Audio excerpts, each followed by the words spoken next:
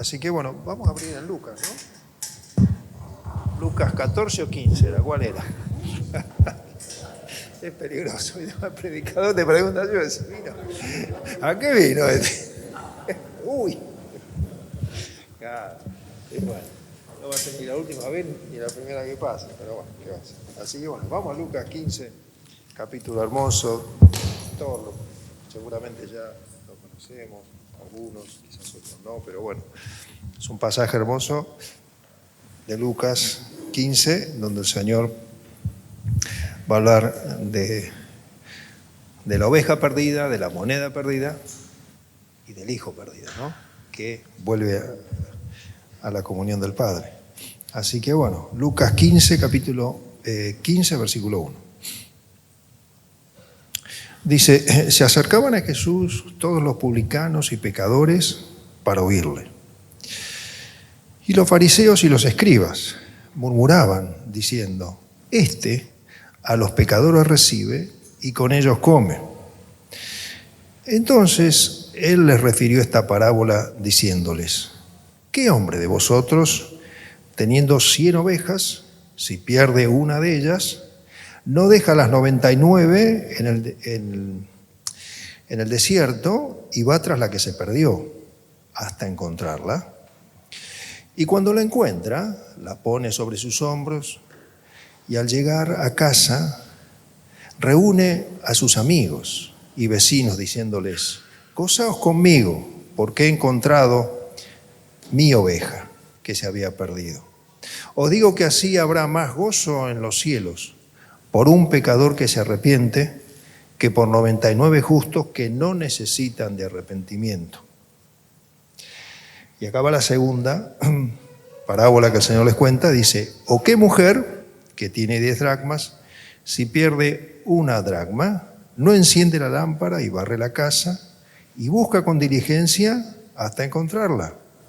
Y cuando la encuentra, reúne a sus amigas y vecinas diciendo, gozaos conmigo, porque he encontrado la dracma que había perdido. Así os digo que hay gozo delante de los ángeles de Dios por un pecador que se arrepiente. También dijo un hombre, tenía 2 hijos, y el menor de ellos dijo a su padre, Padre, dame la parte de los bienes que me corresponde. Y les repartió los bienes. No muchos días después, juntándolo todo, el hijo menor se fue lejos a una provincia apartada y allí desperdició sus bienes viviendo perdidamente. Y cuando todo lo hubo malgastado, vino una gran hambre en aquella provincia y comenzó a faltarle. Y fue y se arrimó a uno de los ciudadanos de aquella tierra, el cual le envió a su hacienda para apacentar cerdos. Y deseaba llenar su vientre de las algarrobas que comían los cerdos, pero nadie le daba. Y volviendo en sí, dijo, ¿cuántos jornaleros en casa de mi padre tienen abundancia de pan? Y yo aquí perezco de hambre. Me levantaré e iré a mi padre. Y le diré, Padre, he pecado contra el cielo y contra ti. Ya no soy digno de ser llamado tu hijo. Hazme como a uno de tus jornaleros. Y levantándose vino a su padre. Y cuando aún estaba lejos, lo vio su padre y fue movido a misericordia y corrió y se echó sobre su cuello y le besó. Y el hijo le dijo, Padre, he pecado contra el cielo y contra ti, ya no soy digno de ser llamado tu hijo. Pero el padre dijo a sus siervos, sacad el mejor vestido y vestidle, y poned un anillo en su mano y calzado en sus pies. Y traed el becerro gordo y matadlo, y comamos y hagamos fiestas, porque mi hijo muerto era y ha revivido, se había perdido y es hallado. Y comenzaron a regocijarse. Y su hijo mayor estaba en el campo, y cuando vino y llegó cerca de la casa, oyó la música y las danzas, y llamando a uno de los criados le preguntó qué era aquello. Y él le dijo, tu hermano ha venido y tu padre ha hecho matar el becerro gordo por haberle recibido bueno y sano. Entonces se enojó y no quería entrar. Salió por tanto su padre y le rogaba que entrase. Mas él respondiendo dijo al padre, he aquí tantos años te sirvo, no habiéndote desobedecido jamás. Y nunca me has dado ni un cabrito para gozarme con mis amigos. Pero cuando vino tu hijo, que ha consumido sus bienes con rameras, has hecho matar para él el becerro gordo. Él entonces le dijo, el padre le dijo, hijo, tú siempre estás conmigo y todas mis cosas son tuyas. Mas era necesario hacer fiesta y regocijarnos, porque tu hermano era muerto y ha revivido, se había perdido y es hallado. Bueno, 3 parábolas que, bueno, no vamos a poder considerar las 3 juntas, pero por lo menos decir alguna cosita de estos a los cuales el Señor se está dirigiendo. ¿A quién dirigía el Señor esta parábola? Además de dirigirnos a nosotros, a los publicanos, a los fariseos y a los escribas. Él dice que los fariseos y los escribas lo interpelaron al Señor, ¿no? ¿Cómo tú comes con publicanos y con pecadores, ¿no? Y lo interpelan al Señor. ¿Quiénes eran estos fariseos y escribas? Bueno, eran hombres que seguían la religión desde un aspecto exterior. Su corazón estaba lejos de Dios, muy lejos de Dios. Y los fariseos y los escribas creían en su propia justicia, en aquella justicia que podían alcanzar por sus medios, ¿no? Si nosotros vamos, por ejemplo, a Romanos capítulo 10, versículo 3, allí fíjense cómo dice Pablo acerca de esto. Yo no perdí una dracma, perdí los anteojos, entonces ando con unos anteojos emparchados, que los recuperé por ahí, estoy esperando que me hagan los que, a este le falta una patita, pero bueno, me arreglo. Ayer me di cuenta que me faltaban, así que bueno, no fue la dracma, fue el anteojo, así que ya creo que para mañana me lo hacen, pero con esto me voy a arreglar. Entonces, Romanos, a ver cómo es que dice ahí, si alguno lo puede compartir, Romanos 10:3 dice, porque vamos a ver quiénes eran estos hombres, ¿no? Porque acá dice que el Señor le habla a estos fariseos y escribas, que pueden tener algo parecido con nosotros, ¿no? Eran hombres que conocían la palabra de Dios, conocían la Torá, es decir, aquella ley que ellos tenían la conocían al dedillo, y quizás nos puede pasar también a nosotros igual que ellos. Y dice Romanos 10:3, ¿cómo dice ahí? A ver. Ignorando la justicia de Dios y procurando establecer la suya propia, no se ha sujetado a la justicia de Dios. Claro. ¿Cómo que dice? Repetímelo. Porque ignorando la justicia de Dios y procurando establecer la suya propia, no se ha sujetado a la justicia de Dios. Claro, ellos ignoraban la justicia de Dios y querían establecer su propia justicia. Entonces vivían una vida de apariencia. Por eso el Señor le dice que eran hipócritas. Ignoraban la justicia. ¿Cuál es la justicia de Dios? La justicia de Dios, hermano, es terminante. Dice, el alma que pecare, esa morirá. No tenemos chance ante Dios. Es imposible que por nuestra propia justicia nos acerquemos a Dios. Ellos pensaban que sí, que eran justos. Delante de los demás se veían justos. ¿Por qué? Porque guardaban ciertos principios que a ellos les hacía parecer que eran justos. Se presentaban con su propia justicia, ignorando la justicia de Dios. ¿Y cuál es la justicia de Dios? Es Cristo. Cristo es nuestra justicia. Él es nuestra justicia. Y ahí estaban delante del que va a ser nuestra justicia, del que sí fue justo delante de Dios. Y entonces por eso el Señor les comienza a hablar de la necesidad del arrepentimiento. Las 3 parábolas hablan de la necesidad del arrepentimiento. Que eso va a ser algo que nosotros vamos a tener que practicar de acá hasta que nos vayamos a la presencia del Señor. No es solamente el que no conoce al Señor que se tiene que arrepentir, nosotros también, ¿no? Y yo más de una vez. Y no tenemos que endurecernos, tenemos que arrepentirnos. Por eso el Señor les está hablando a estos hombres que buscaban su propia justicia. Y les dice, mire, ustedes no tienen chance para acercarse al reino de Dios. ¿Ustedes piensan que se puedan acercar al reino de Dios? No, no es así. Entonces el Señor les habla de la primera parábola, la oveja perdida. Estos fariseos, fíjense cómo dice Mateo 23:14, el Señor les está hablando acá a ellos, a los escribas y a los fariseos. Y fíjense qué hacían estos hombres, que eran avaros, que eran hombres que estafaban a la sociedad. Ahí dice Mateo 23:14 lo que hacían ellos. A ver, ¿quién lo puede leer? ¿Por qué?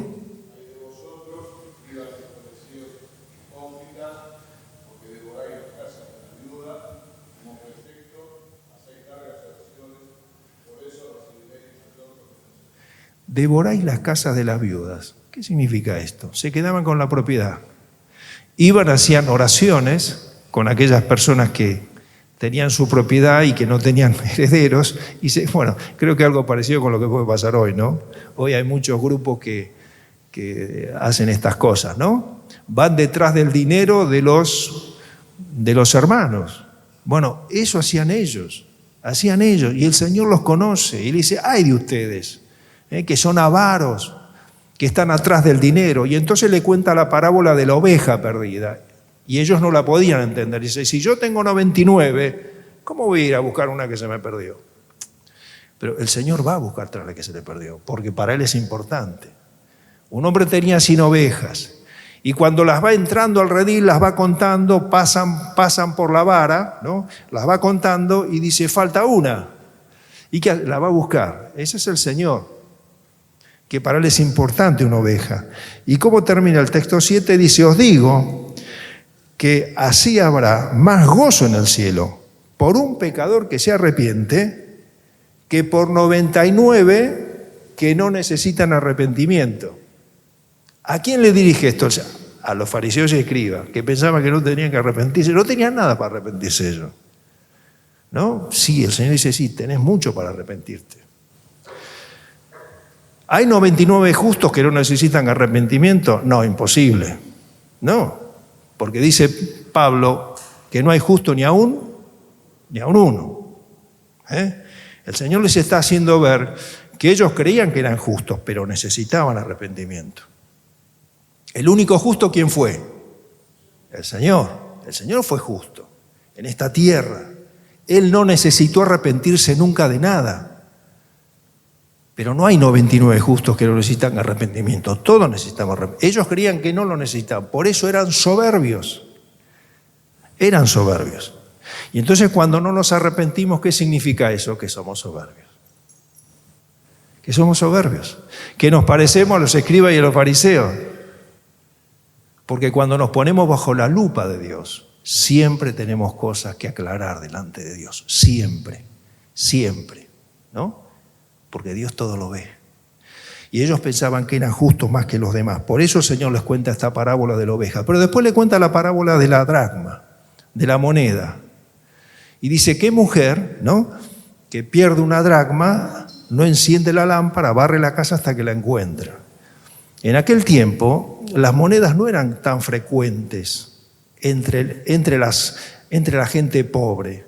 Se comercializaba haciendo trueque. Se cambiaban las cosas y así era como se comercializaba. No era fácil tener monedas. A veces llevaba toda una vida para tener las monedas. Por eso era de tan gran valor. ¿Y qué hizo esta mujer? Cuando se dio cuenta que le faltaba una, dice que encendió la lámpara, porque las casas pobres no tenían ventanas. Por eso tenían las puertas abiertas. Entonces entraba claridad, pero para buscar una moneda en un lugar oculto hacía falta encender la lámpara. Y barría, y la encontró. Y cuando la encontró esa moneda, dice que se puso gozosa y compartió con sus vecinos. ¿Y qué dice acá? Así os digo, otra vez, versículo 10, que hay gozo delante de los ángeles de Dios por un pecador que se arrepiente. ¿Hay gozo en dónde? Delante de los ángeles. ¿Quién está delante de los ángeles de Dios? Dios. Dios. Dios se goza cuando usted y yo, cuando nosotros nos arrepentimos.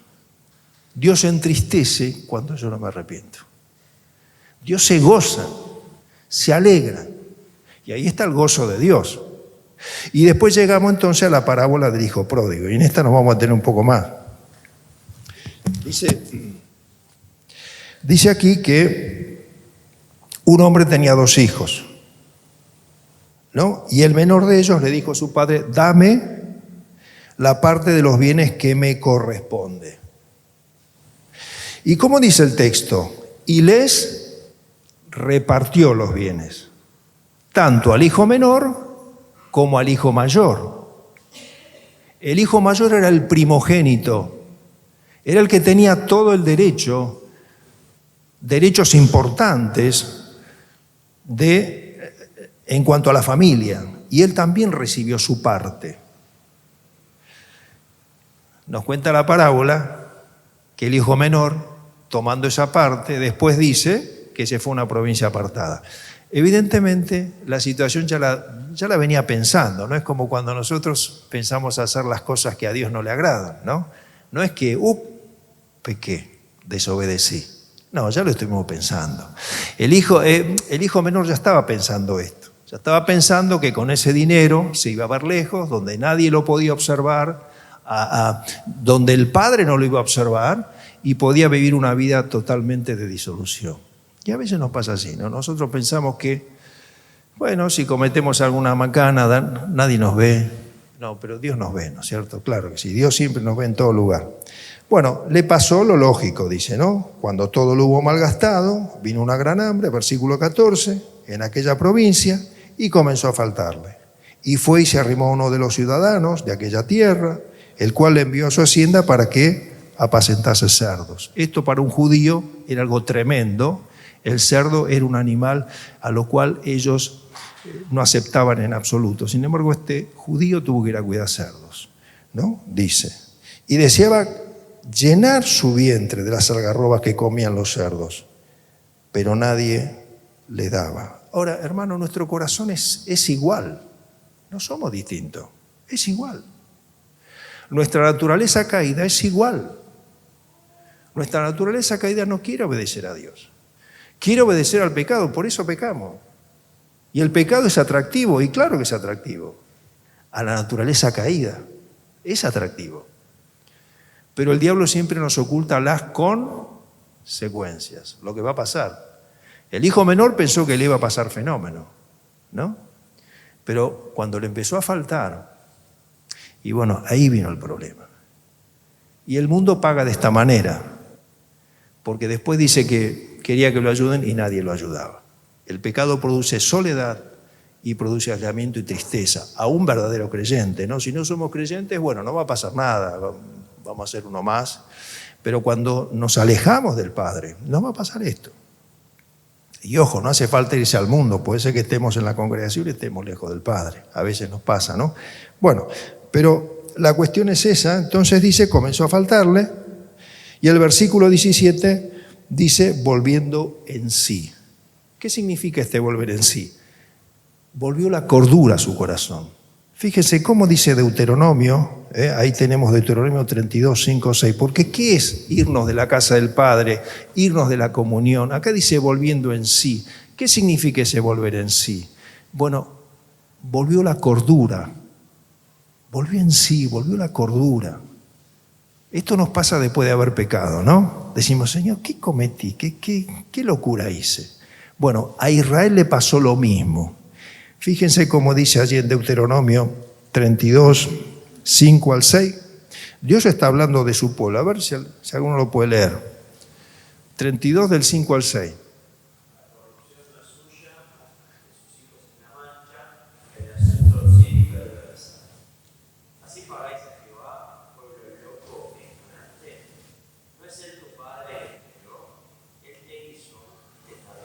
Claro. Vos fíjate, ahí está Moisés hablando y dice, la corrupción, el mal, no es de Dios, sino es nuestro. Y dice, pueblo loco, ignorante, ¿así pagáis a Jehová? Si Él es el que te guardó, ¿así pensás pagarle a Dios? Si Él es el que te cuidó, el que te dio la salvación, el que te da la bendición de estar en su familia, ¿por qué te vas a ir? ¿No? Estas cosas fue la que reflexionó el hijo cuando estaba lejos. Volvió en sí. ¿Y qué pensó? ¿Cuántos jornaleros en la casa de mi padre tienen abundancia de pan y yo aquí perezco de hambre? Miren, si vamos a 2 Corintios capítulo 7 y versículo 11, ahí vamos a ver qué dice Pablo del arrepentimiento. ¿Qué cosas tienen que producirse en nuestra vida para saber que realmente estamos arrepentidos? Porque a veces puede ser que pensemos que estemos arrepentidos y no estamos arrepentidos. Pero el hijo pródigo realmente caminó hacia un arrepentimiento genuino. Y acá el Señor Jesucristo nos está enseñando que necesitamos arrepentirnos. Es necesario arrepentirnos. Y fíjense cómo dice Pablo acá en 2 Corintios capítulo 7, este sí lo voy a buscar.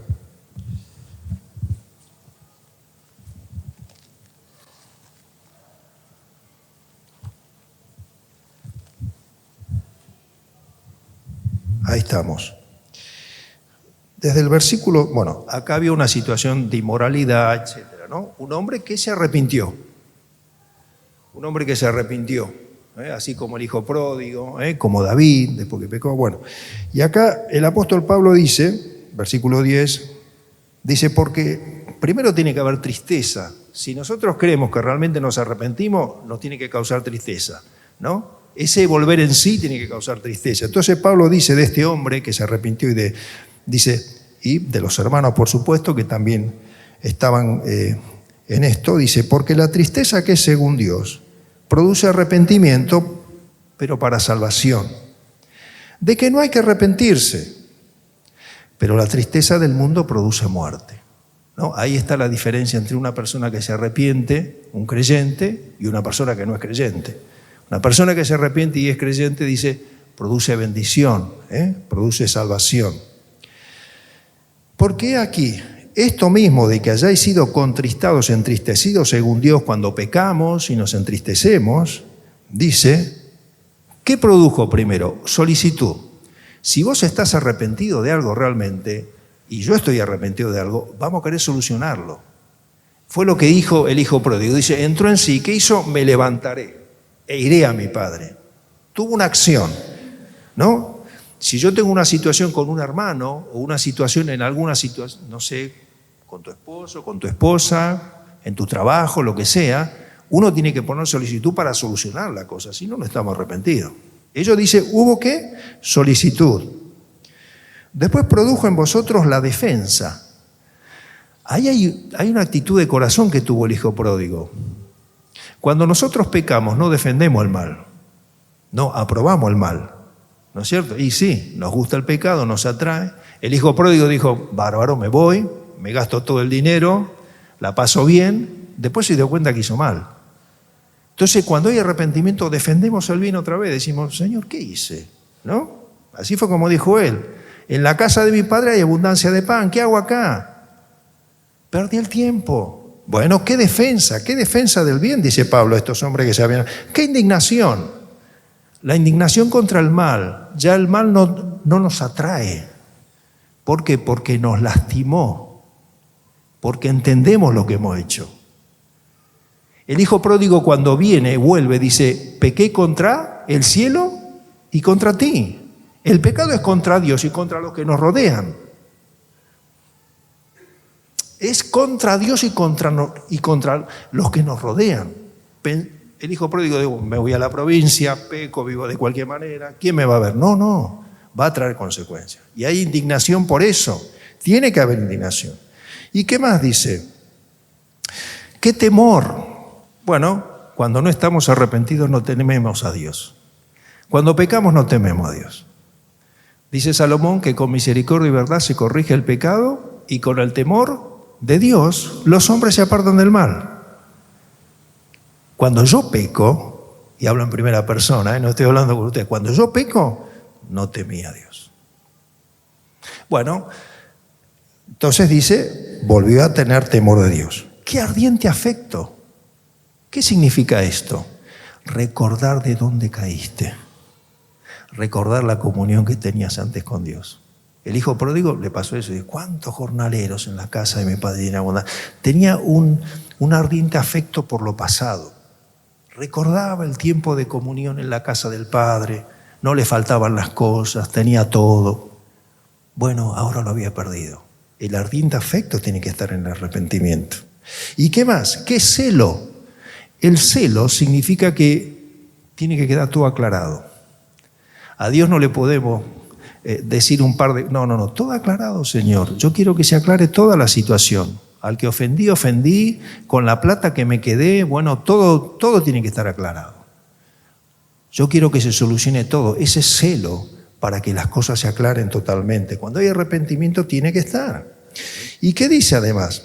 Dice, ¿y qué vindicación? ¿Qué venganza? ¿Qué devolución? Significa eso, no es que nos vamos a vengar, no. Vamos a devolver. Si yo me quedé con plata que no me correspondía, si estoy arrepentido, lo voy a devolver. Si yo deshonré a un hermano o una hermana con alguna frase o algo que le dije, le voy a pedir perdón. Eso significa, cuando hay esas cosas, realmente hay arrepentimiento. Por eso el hijo pródigo, cuando va a la casa del padre, le dice, hazme como uno de tus jornaleros. Ya no soy digno de ser llamado tu hijo. Quería vindicar el error. Quería trabajar como un esclavo para reponer el dinero. Porque él había perdido el dinero, ¿no? Claro que sí.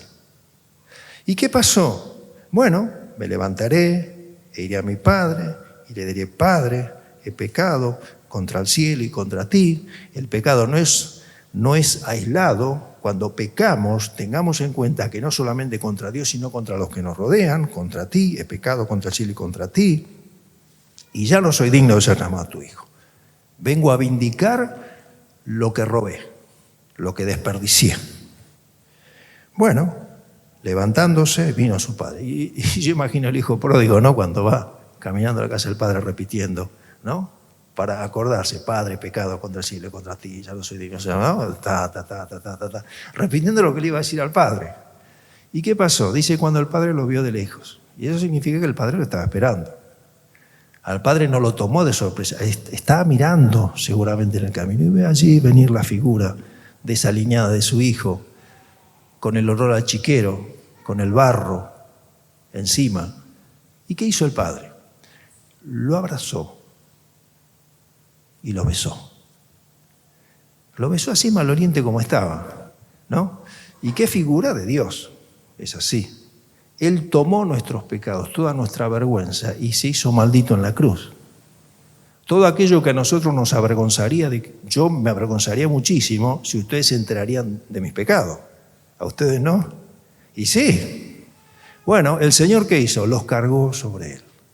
Se hizo maldito. Este es el amor de Dios, que los fariseos y escribas no entendían. Ellos pensaban que su justicia era suficiente. No, hermano, no es así. Gracias a Dios porque tenemos a Cristo. Gracias a Dios porque Él realmente fue justo y llevó nuestros pecados. Y dice, Padre, he pecado contra el cielo y contra ti. Ya no soy digno de ser llamado tu hijo. Pero el padre dijo a los siervos, versículo 22, sacad el mejor vestido. Y el mejor vestido es la justicia de Cristo. Es la justicia por la cual Dios está satisfecho. No por lo que nosotros hicimos, como pensaban los fariseos y escribas, no, sino por lo que hizo el Señor. Ahora, por eso no podemos seguir pecando, ¿no? Porque uno dirá, bueno, fenómeno, total. No, la gracia tuvo un costo muy alto. Pero bueno, ponerle mejor vestido, anillo en su mano, ¿qué significaba eso? Vas a volver a ser el representante del Padre. Vas a representar otra vez al Padre. El anillo significaba eso. Era la autoridad en representación del Padre. Y cuando pecamos nos pasa eso. ¿Qué voy a hablar a mi vecino? ¿O qué voy a hablar a fulano? Si yo ahora estoy sucio, pequé contra Dios, ¿no? Pasa así. Bueno, ¿el Señor qué hace? Nos salva y nos da otra vez la autoridad. Nos perdona y nos da otra vez la autoridad. La autoridad de ser representantes del Padre. ¿Y después qué hizo? Le puso un calzado. No, como esclavo no. Seguí siendo un hijo. Seguí siendo un hijo. La relación nunca la perdió. Nunca la perdió. Es más, en este pasaje se habla más del padre que del hijo. Si ustedes cuentan las veces que se menciona padre, se menciona más que hijo. Nunca perdemos la relación con el Padre, jamás la vamos a perder. Pero sí perdemos la comunión. Se corta, es automático, se corta la comunión cuando pecamos y no nos arrepentimos. Entonces, bueno, dice, traed el becerro gordo, matadlo, comamos y hagamos fiesta. Porque mi hijo muerto era y ha revivido, se había perdido y es hallado. Y comenzaron a regocijarse. Es notable porque en las tres parábolas habla del regocijo, habla de la alegría de Dios, porque uno de nosotros se arrepiente y vuelve a la comunión con Dios. Eso habla del gozo. Pero después viene el hijo mayor, Este hijo mayor no se había ido de la presencia del Padre, pero su corazón estaba lejos del Padre, muy lejos del Padre.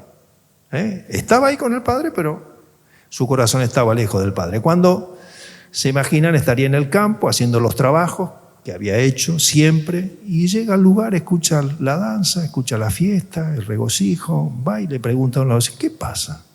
Volvió tu hermano, volvió bueno y sano, bueno porque se arrepintió, y volvió sano porque Dios lo guardó, bueno y sano, ahora está acá. ¿Y qué pasó? Se enojó. Se enojó. ¿Y se enojó contra quién? Contra el Padre se enojó. Se enojó contra el Padre. Y entonces lo refrendó al Padre. Dice, este es tu hijo. Fíjense que no le dice mi hermano. ¿Cómo le dice? Tu hijo. Después el Padre lo corrige. Cuando termina dice, no, mira, es tu hermano que volvió. Y esto nos habla a nosotros. Nos habla a mí por lo menos me habla. Me habla de la necesidad del perdón que tiene que haber entre nosotros. El Padre perdonó al Hijo, pero el hermano no lo perdonó. Y a veces nos puede pasar eso. El hijo mayor no perdonó al hermano. El hijo mayor pensaba, cuando después le recrimina al padre, dice, pero este que consumió tus bienes, porque era verdad, tus bienes con rameras y con amigos, qué sé yo, y yo que estoy acá te sirvo siempre, ni un cabrito me diste a mí para compartir con mis amigos. ¿Y cómo le dice acá el padre? Dice, él entonces le dijo, versículo 31, hijo, tú siempre estás conmigo. El hijo mayor no notó la presencia del Padre. Su corazón estaba lejos del Padre. Él servía por la retribución que podía recibir del Padre, no por amor al Padre. Qué importante que es que recibimos, que nosotros veamos por qué servimos al Señor. ¿Por qué sirvo al Señor? Porque quiero que Él me permita cambiar el auto, mejorar mi casa, curarme, sanarme. ¿Por eso servimos al Señor? No. No es el cabrito por lo cual servimos al Señor. Dios quiere que le sirvamos por amor. Todo lo demás va a venir, porque después, ¿qué le dice acá? Dice, hijo, versículo 3, todas mis cosas son tuyas. Todas las cosas son de Él. Si Él no me da algo, es porque Él entiende que no lo necesito. Es así. Y a veces nos portamos como el hijo mayor, ¿no? Y nos encerramos. Bueno, acá el padre le hace ver eso. Todas mis cosas son de. Si vos querías un cabrito, lo podías tomar, compartir con tus amigos. ¿Cuál era el problema? Pero él tenía un corazón de esclavo, no un corazón de hijo. Él tenía el corazón de esclavo, no de hijo. Y dice Gálatas que nosotros no hemos recibido el espíritu de esclavitud para estar otra vez en temor. Si no hemos recibido el espíritu por el cual clamamos, Abba, Padre. Así que ya no eres más esclavo, sino hijo. Somos hijos del Padre. Y en esa relación de hijo a padre, nosotros tenemos que entender, si no vamos a ser como el hijo mayor, que las cosas que Dios no te da hoy es porque Él sabe por qué no te las da. Y que es para bien. Y que Dios nunca nos va a hacer faltar lo que necesitamos. Esa fue la actitud del hijo mayor. Primero, ignoró la presencia de Dios, del Padre. Nosotros podemos ignorar la presencia de Dios. Y después no perdonó al hermano. Ojalá que Dios nos libre de eso, ¿no? Y que seamos conscientes de lo necesario que es el arrepentimiento. Es muy necesario en nuestras vidas. Y yo no sé en cuántas cosas Dios está queriendo que vos te arrepientas. Yo sé en las cuales yo estoy en deuda con el Señor. Y no hay que demorar. Porque dice Apocalipsis capítulo 2, cuando Dios le habla a aquella iglesia y la llama al arrepentimiento y le dice, arrepiéntete, porque si no, vendré pronto a ti y quitaré el candelero de su lugar. Es terrible cuando toleramos el pecado en nuestra vida. Dios quita el candelero y dejamos de alumbrar. Así que todos necesitamos arrepentimiento. Claro que sí, que todos necesitamos arrepentimiento. Y tenemos un Padre amoroso que siempre nos va a esperar, que nunca la relación con Él la vamos a perder, jamás. Pero qué importante que es tener esa actitud que tuvo el hijo pródigo. Volvió en sí, tuvo solicitud, tuvo temor de Dios, tuvo indignación contra el mal, tuvo añoranza de aquello que él había perdido y volvió con un corazón deseoso de estar con el Padre, y el Padre lo recibió, ¿no? Así que, bueno, vamos a orar. Señor, te damos gracias por la bendición de tu palabra, porque, Señor, ella nos edifica y nos guía a esta relación tan amorosa que tú quieres tener para con nosotros. Señor, gracias, porque tú eres el que nos guía al arrepentimiento. Gracias porque, Señor, mediante las circunstancias de nuestra vida, mediante tu palabra, tú nos vienes a buscar. No somos nosotros los que te buscamos muchas veces, sino que tú nos vienes a buscar. Y gracias, Señor, porque tú eres aquel que produce en nosotros esa tristeza, esa aflicción cuando pecamos, y queremos pedirte perdón, Señor, por las veces que nos hemos comportado como el hijo mayor de la parábola. Como, Señor, como aquel hijo que no tuvo en cuenta la comunión contigo. Señor, líbranos de esto, que realmente podamos gozar de la comunión contigo y que te podamos servir de corazón, no esperando recibir, Señor. De hecho, tú nos das mucho más de lo que necesitamos. Ayúdanos de veras a servirte por amor. Señor, ayúdanos a perdonarnos unos a otros. Cuando tú tienes gran misericordia para con otros, a gozarnos del bien y de la bendición que tú tienes para con otros hermanos. Y gracias, Señor, porque un día nos has buscado y nos has encontrado, has puesto un vestido nuevo en nuestras vidas, nos miras a través de Jesucristo, has puesto un anillo, Señor, en nuestra mano, nos has dado, Señor, la maravillosa oportunidad de ser representantes tuyos y nos has dado la posibilidad de ser tus hijos. Bendito seas, Padre eterno. Pedimos estas cosas y lo hacemos con profunda gratitud en el nombre del Señor Jesucristo. Amén. Señor les bendiga, hermanos. Gracias.